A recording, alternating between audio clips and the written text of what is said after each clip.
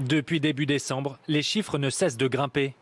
Après une chute brutale suite à la période de Noël, les cas de contamination repartent à la hausse et risquent d'atteindre de nouveau une moyenne quotidienne de 15 000 personnes positives. Face à ce constat, le ministre de la Santé, Olivier Véran, n'exclut pas un troisième confinement.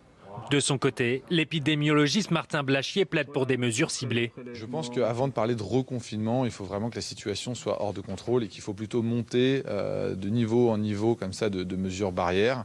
Effectivement, l'Est, dans certains départements de l'Est, il y a l'air d'avoir une augmentation. Pour l'instant, je pense que dans aucun endroit en France, on peut vraiment parler de troisième vague comme ce qu'on a eu en mars-avril. Le débat n'est pas seulement scientifique. De nombreux politiques appellent depuis plusieurs jours à un reconfinement localisé.